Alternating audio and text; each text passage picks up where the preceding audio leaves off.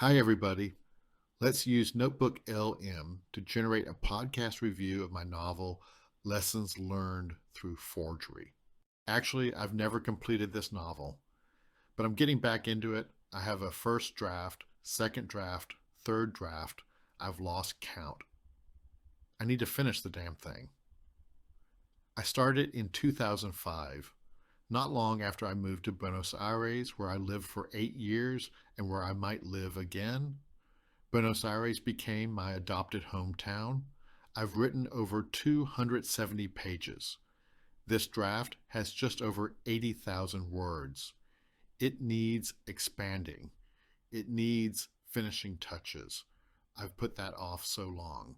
But listening to this podcast review of my uncompleted novel is energizing.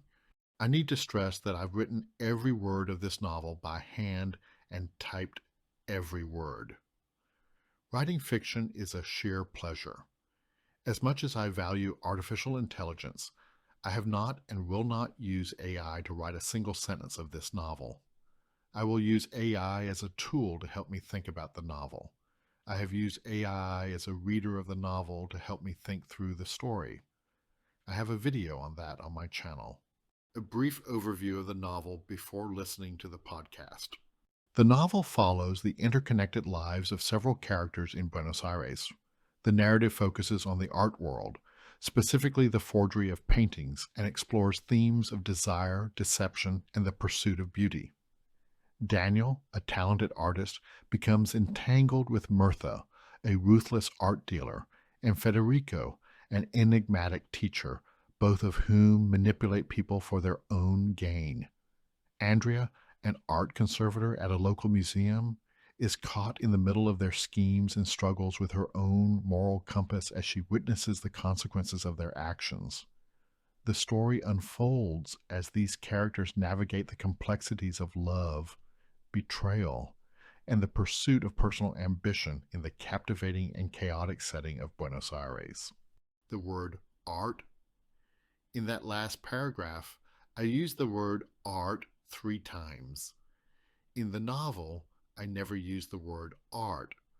I set a challenge to myself to write a story about artists without ever using the word art or artist. The podcast does a good job of conveying the essence of the story. Caution. There are spoilers in the podcast, though they don't give everything away, but they do reveal a lot. Indeed, that's why I never will read book reviews before reading a novel. The reviews always give away too much. Here's the podcast. Welcome back, everyone. Ready for another deep dive? This time, we're going to explore the world of art forgery. Oh, yeah. Definitely not your typical art heist story. Nope, not at all. Yeah. It's a novel called Lessons Learned Through Forgery, and it takes place in Buenos Aires, which has this whole other The layer. setting is so important. So, are you familiar with the book? Oh, yeah, absolutely. We both read it before we got together today. I was immediately drawn to the characters, especially Daniel. He's this incredibly talented artist. I think a lot of us can relate to that struggle of, trying to make a living from your art. Mm-hmm. Definitely. And Mirtha, the gallery owner, she's a force of nature. I mean, she's charming and sophisticated, but there's also this darkness to her. Yeah, she's definitely got a secret or two. And then there's Andrea, the art historian. She's trying to navigate this world where the lines between art and commerce are constantly blurred. Right, and she's pulled in so many different directions. By Daniel, by Mirtha, and then there's this whole other character. Oh, Federico. Yeah. He's the mysterious artist who becomes Andrea's mentor. He's definitely got his own agenda. But one thing that struck me about the novel is how it uses forgery as a metaphor for so much more than just, copying a painting. Exactly. It makes you question what authenticity even means, not just in art, but in life in general. It's like Daniel, he's so good at what he does, he can basically reproduce any masterpiece. But he's also struggling to survive, to make ends meet. So when Mirtha presents him with this opportunity, He's tempted. I mean, who wouldn't be? right, and she's very persuasive. She knows exactly how to manipulate him, how to appeal to his ambition and his desperation. And the way she targets lesser known works for the forgery market. It's smart. Less risk of getting caught. Exactly. But the novel doesn't shy away from the moral implications. No, it definitely makes you think about the ethical dilemmas involved. Like, where does ambition cross the line into deceit? It's a question we see Andrea wrestling with throughout the book. She's drawn to both Daniel and Federico, but she also sees the damage they're causing. She's constantly questioning her own moral compass. Her relationship with Mirtha is particularly interesting. Andrea used to work at the gallery, but she left because she felt like the museum world was more pure. But when they meet for lunch, you could feel the tension between them. Especially when Mirtha starts asking about the provenance of a particular painting. It's like a power play. And it reveals a lot about both of their characters. Like Mirtha, she's still trying to control Andrea, even though Andrea's supposedly moved on. And Andrea, she's trying to hold on to her principles, but it's hard when she's constantly surrounded by these morally ambiguous characters. And then there's the setting of Buenos Aires. Yeah. It's almost like another character in the story. Oh, absolutely. The descriptions of the bustling art scene, the hidden workshops, the evocative streets, it all adds to the atmosphere. And there are all these little details that become symbolic as you read, like that Novius sign, Brides, near Federico's building.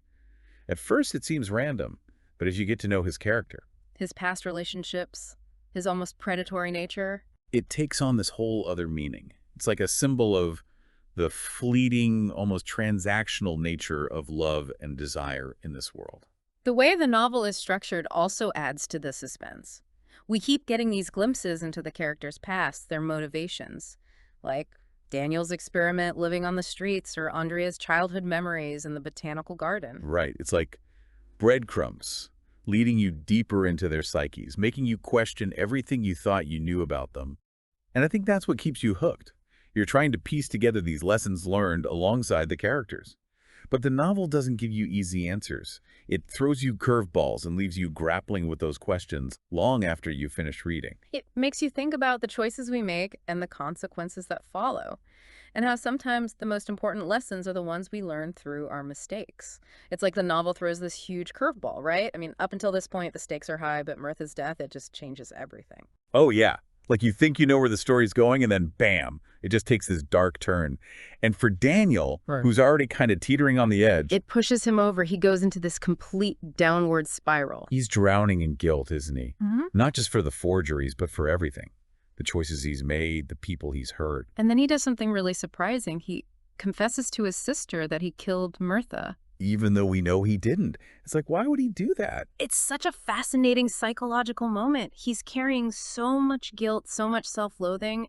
It's almost as if he wants to be punished, even if it's for something he didn't do. Like he needs to take responsibility for the whole mess, the whole tangled web of lies and deceit. Exactly. And in the midst of all this turmoil, he finds himself drawn back to the archives. Which is so interesting, right? Because it's like the opposite of the world he's been living in, this world of forgery and secrecy. The archives represent order, history, a sense of permanence. And it's where he has this incredible conversation with Signora Chabiano, the archivist. She's amazing, so wise and insightful. She tells him, you don't have to be born in a place to be of that place.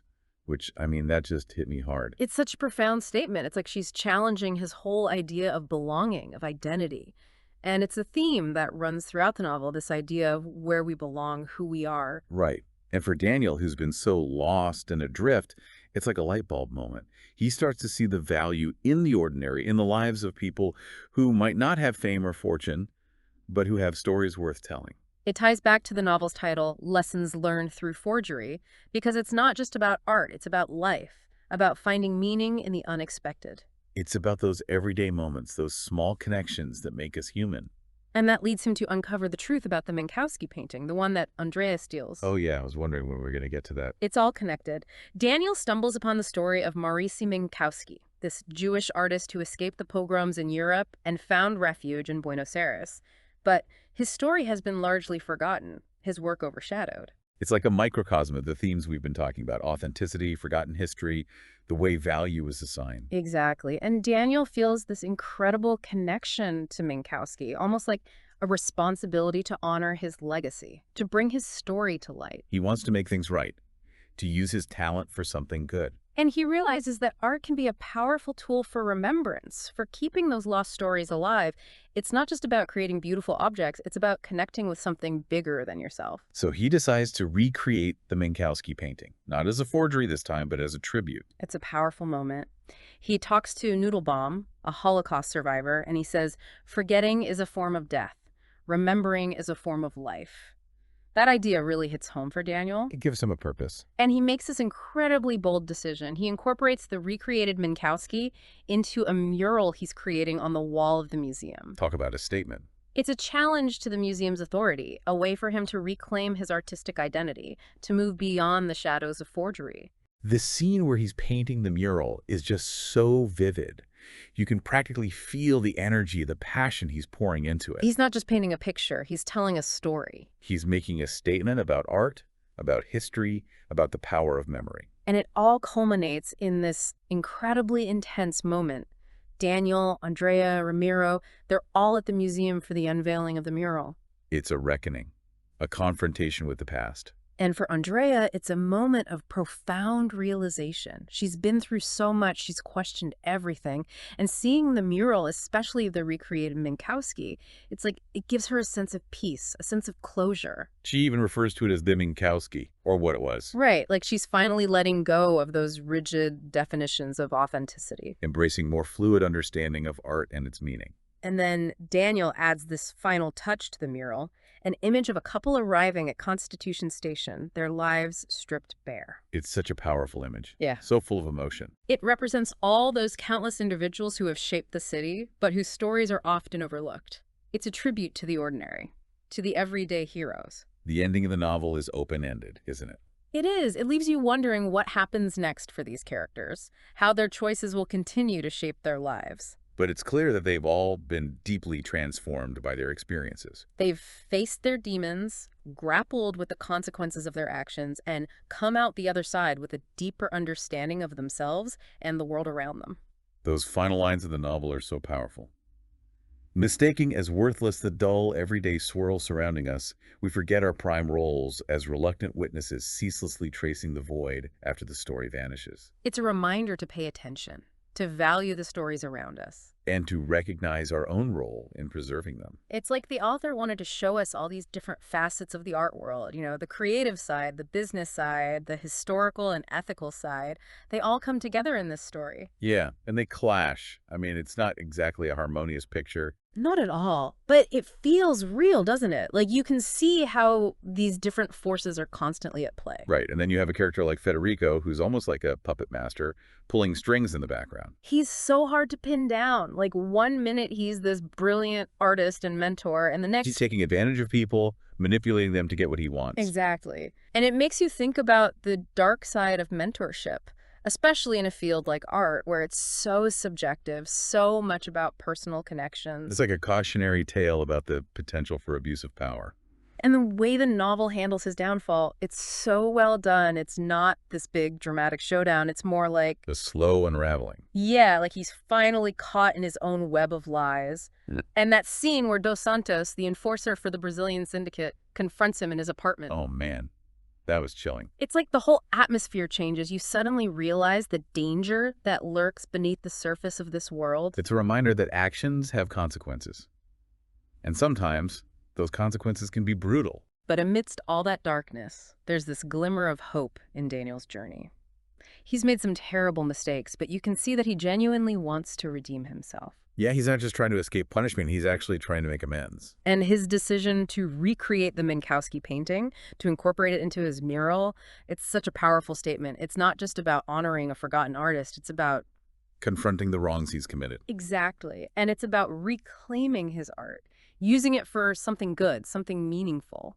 It's also a reminder that even in the darkest of times, there's always the possibility for redemption. And that's what makes this novel so compelling. It's not just a story about art forgery. It's a story about human nature, about the choices we make and the consequences that follow. And the power of art to connect us to something larger than ourselves. Absolutely. The way Daniel uses his art to tell stories, to preserve memories, to make a statement about the world, it's inspiring. And that final image he adds to the mural, the couple arriving at Constitution Station, it's just so poignant. It speaks to the universality of the human experience, doesn't it? Like, we all come from somewhere. We all have a story to tell. And those stories are worth remembering, even the ones that seem ordinary or insignificant. Because they make up the tapestry of life. And it's our responsibility to bear witness to them, to honor them, to keep them alive. And that's exactly what this novel does. It reminds us of the power of storytelling, of the importance of remembering, and of the enduring beauty that can be found in the most unexpected places. So, to our listeners out there, we leave you with this question. What lessons resonated with you most from lessons learned through forgery? We'd love to hear your thoughts. Share your insights on social media using the hashtag DeepDiveForgery. Until next time, keep exploring, keep questioning, and keep diving deep.